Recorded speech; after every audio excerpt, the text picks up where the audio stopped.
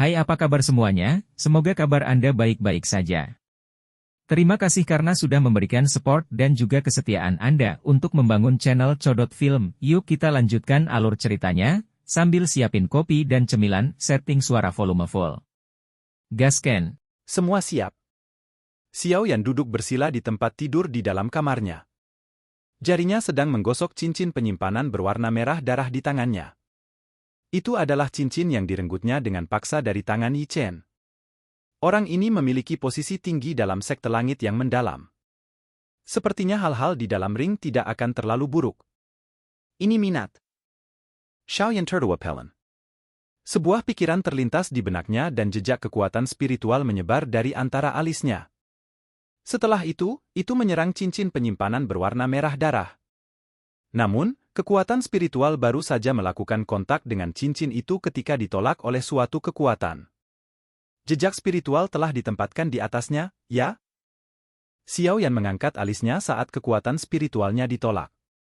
Kekuatan Yi Chen itu cukup hebat. Namun, jika mereka membandingkan kekuatannya dalam hal kekuatan spiritual, kemungkinan bahkan 10 Yi Chen tidak dapat melampaui Xiao Yan. Jejak spiritual semacam ini tampaknya tanpa properti pertahanan dari sudut pandang Xiao Yan.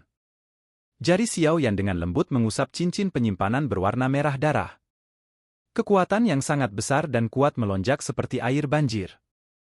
Seseorang bisa mendengar suara retakan kecil saat jejak spiritual di dalam cincin penyimpanan secara paksa dihapus oleh Xiao Yan. Setelah dengan mudah menghilangkan jejak spiritual pada cincin penyimpanan, kekuatan spiritual Xiao Yan akhirnya memasukinya tanpa hambatan. Dia mencarinya sebentar dan gulungan berwarna merah darah muncul di tangannya dengan sekejap. Keterampilan jahat darah. Xiao Yan menyapu matanya ke atas gulungan itu. Setelah itu, mereka berhenti pada 3 kata berwarna merah darah di atas. Gelombang aroma darah yang pekat segera mengalir keluar darinya. Xiao Yan dengan hati-hati membuka gulungan itu. Dia sekilas melirik pengenalan metode Qi ini di dalam gulungan, dan alisnya tanpa sadar dirajut. Sesaat kemudian, dia dengan lembut berkata, "Memang berdarah." Metode Qi semacam ini jauh dari kejahatan dan juga terlalu kejam. Menelan daging dan darah orang lain untuk menyerap dou Qi pihak lain. Taktik semacam ini benar-benar kejam. Apa yang disebut keterampilan jahat darah ini dapat dianggap sebagai metode Qi tingkat atas bahkan di dalam sekte langit yang mendalam. Ini adalah sesuatu yang dapat diamati dari bagaimana Yi Chen berhasil mengandalkannya untuk mencapai puncak kelas Dou Zong ketika dia baru berusia sekitar 30 tahun. Meskipun ada alasan lain seperti bakatnya yang luar biasa, sebagian besar karena proses yang tidak biasa dari skill jahat darah ini. Namun, taktik semacam ini yang mengandalkan menyerap kekuatan orang lain untuk menjadi lebih kuat tidak dianggap bagus. Jika seseorang menyerap terlalu banyak dou Qi miliknya akan sulit menjadi murni. Setelah mencapai level tertentu, seseorang akan mengalami kesulitan untuk maju bahkan 1 inci ke depan. Kecuali jika seseorang mencabut kekuatan dan latihannya, dia bahkan secara bertahap akan menerima serangan balik dari dou Qi yang tidak murni. Setelah membaca sekilas apa yang disebut Blood Evil Skill ini, Xiao Yan juga berhasil menemukan beberapa kekurangan dari metode Qi ini. Hal ini akan memungkinkan seseorang untuk tumbuh kuat dengan cepat, tetapi gejala sisa itu benar-benar terlalu hebat. Selain itu, prosesnya juga sangat kejam dan berdarah. Kecuali itu adalah seseorang yang secara alami dingin dan acuh tak acuh, seseorang tidak akan bisa berlatih metode Qi semacam ini. Sekte langit yang mendalam, sungguh sekte yang jahat. Xiao Yan menggelengkan kepalanya dan secara acak menyimpan Blood Evil Skill ini ke dalam cincin penyimpanannya. Tidak peduli bagaimana orang mengatakannya, ini hampir tidak bisa dianggap sebagai metode Qi tingkat tinggi kelas D. Jika dia mengeluarkannya untuk dilelang di masa depan, dia pasti bisa menukarnya dengan beberapa barang yang sangat berharga. Setelah Xiao Yan mengambil Blood Evil Skill, dia mencari sebentar, tetapi dia tidak menemukan hal lain yang bisa menarik minatnya. Tepat ketika dia berencana untuk menyerah, kekuatan spiritualnya yang menyapu tiba-tiba berhenti di bagian tertentu dari cincin penyimpanan. Ada gulungan abu-abu yang tidak mencolok. Xiao Yan samar-samar bisa merasakan niat membunuh yang samar-samar keluar dari gulungan. Ini adalah... Xiao Yan menyepitkan matanya. Aura pembunuhan semacam ini adalah sesuatu yang dia kenal.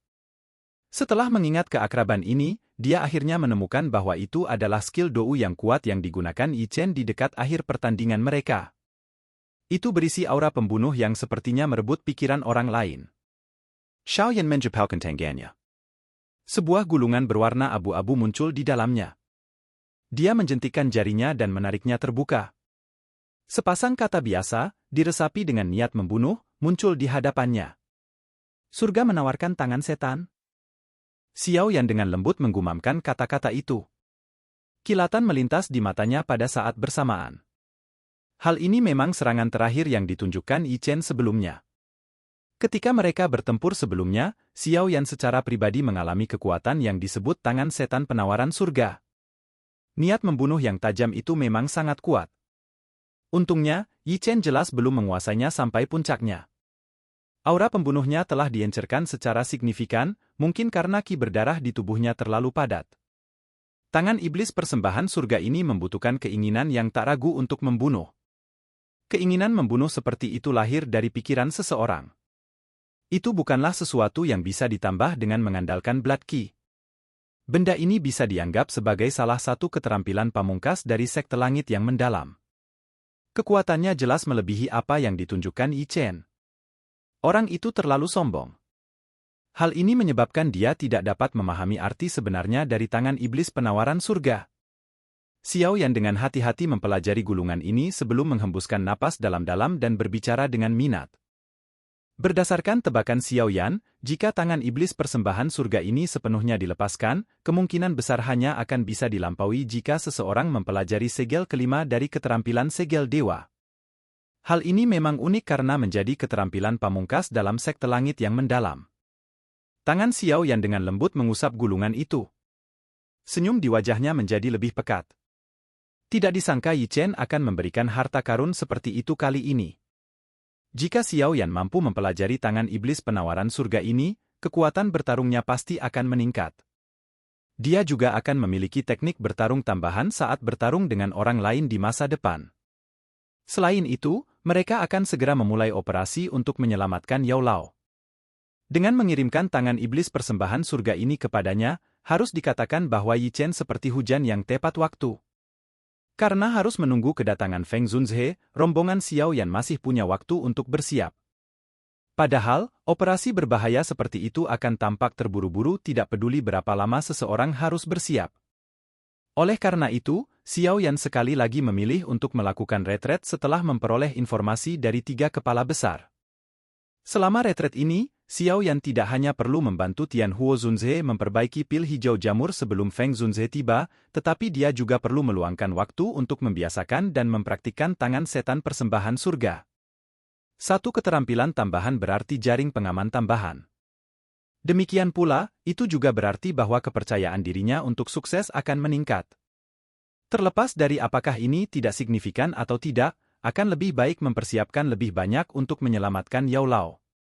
Dokter peri kecil dan yang lainnya tidak berdaya menghadapi retret Xiao Yan yang agak gila. Setelah mengikuti Xiao Yan selama bertahun-tahun, dia menyadari betapa banyak upaya yang telah dilakukan Xiao Yan untuk menyelamatkan gurunya. Sekarang setelah semuanya jatuh pada tempatnya, dia secara alami tidak akan berani untuk bersantai sedikit pun.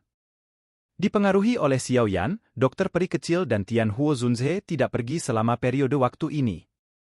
Mereka memahami pentingnya operasi ini bagi Xiao Yan.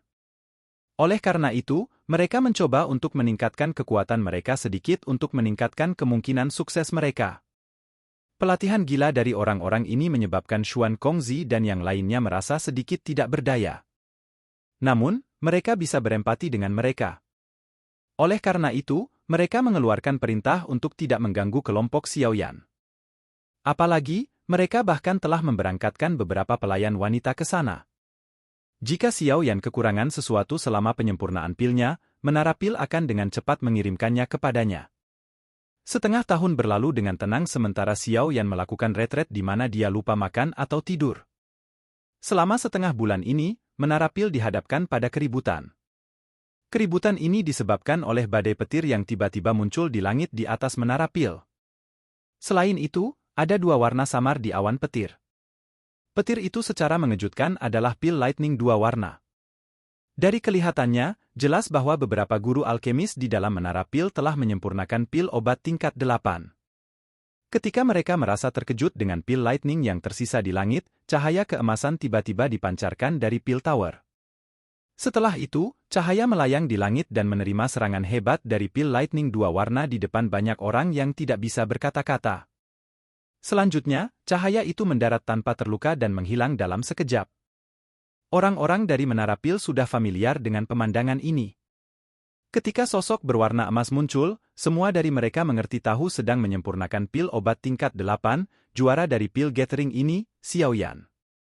Kekaguman memenuhi cukup banyak alkemis ketika mereka menemukan siapa yang menyempurnakan pil ini.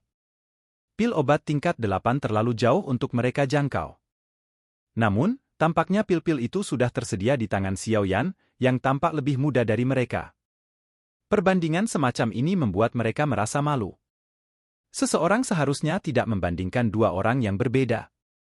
2 hari setelah pil lightning berakhir, Xiao Yan akhirnya meninggalkan retret setengah bulannya.